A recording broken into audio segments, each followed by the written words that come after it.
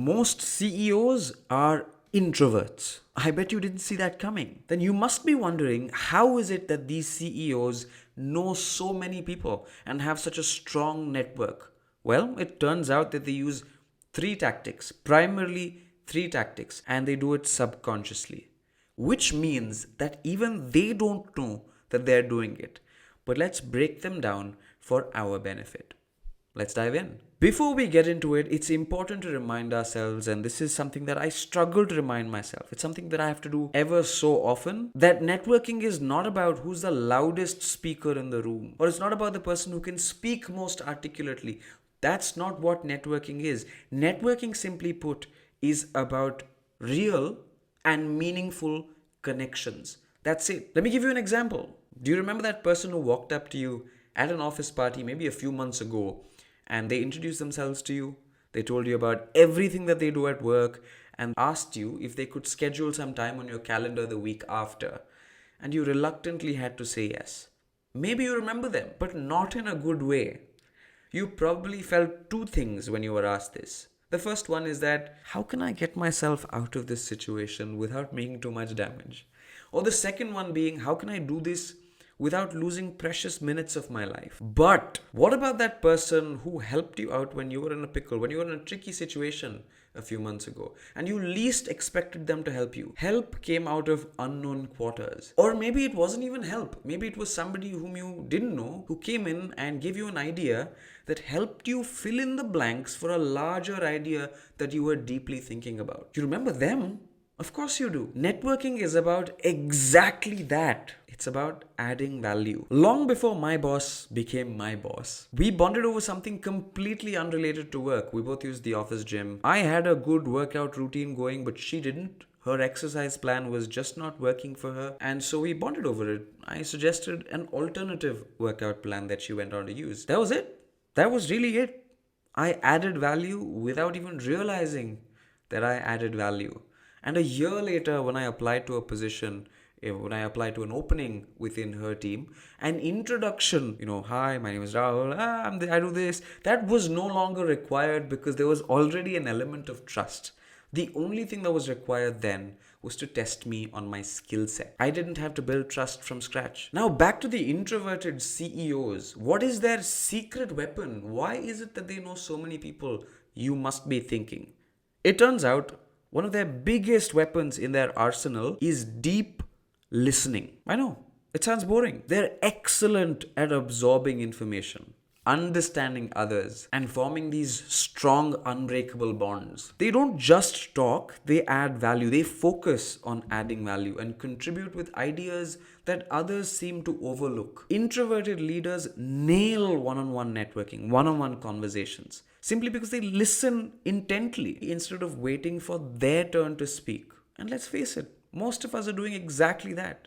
We're not listening, we're waiting for our turn to respond. And we do this every day. I'm guilty of doing this every day. But introverted leaders, they prefer building deep, meaningful relations instead of superficial, surface level, fake nice connections. Because they realize that it's not about the number of people that you know, but it's about the quality of the relationships that you maintain. You may know 1,000 people, but you may not have even one of them want to vouch for you when the time comes. That's a sad place to be in. Preparation. Preparation is another tactic that introverts use heavily. In fact, they rely on it. They plan ahead for events, they try to understand who they are meeting and what they want to discuss in these meetings. I made the mistake early in my career of going into meetings without knowing the outcome that I wanted to achieve at the end of it. Simply because I was lazy. It was lazy thinking on my part. And when things didn't go favorably, I'd just blame the other person for being lackluster, lethargic, and not being enthusiastic enough in the conversation.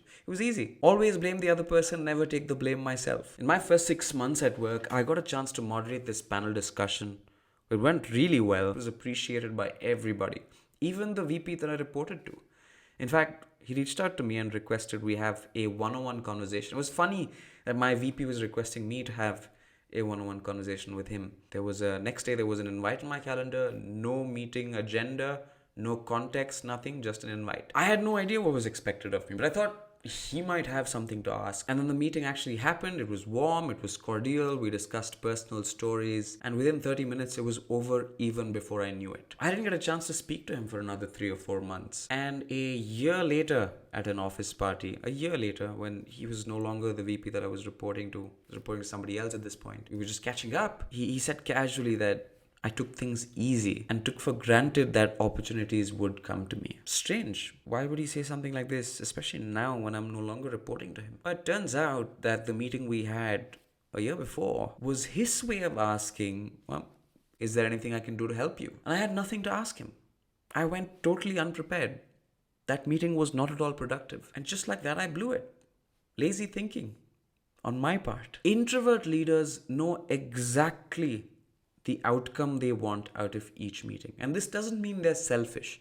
This doesn't even mean they're looking to be productive all the time. It's just that they constantly have in their mind that they want a win-win situation for everyone. This is another tactic that introvert CEOs use. Hang on for a second. If you've come this far in the video and you're finding value in it, do consider subscribing to my channel and hitting like on this video because it's free for you, but it really helps me out. Now, back to the video. The third tactic is that of energy.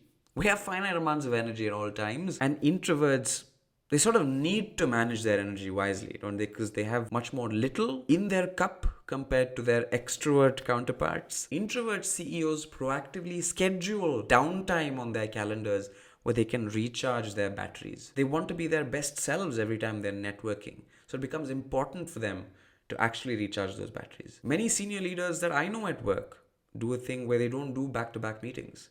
I know it's cool to say I have back-to-back meetings all day. It's sometimes a vanity metric. Many people show off that they have back-to-back meetings and are extremely busy through the day. Some leaders who are introverted, they don't do this.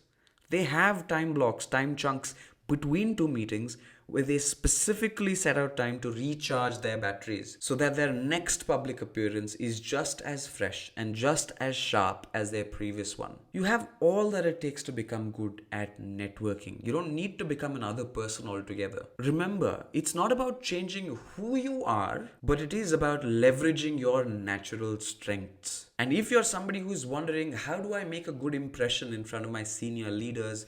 Do not worry. I got your back. I've already made a video about how you can make it worth your time as well as your senior executives' time and get the best possible outcome from that meeting. It's a video that I've made a few weeks ago, so I'm going to link it at the end of this one.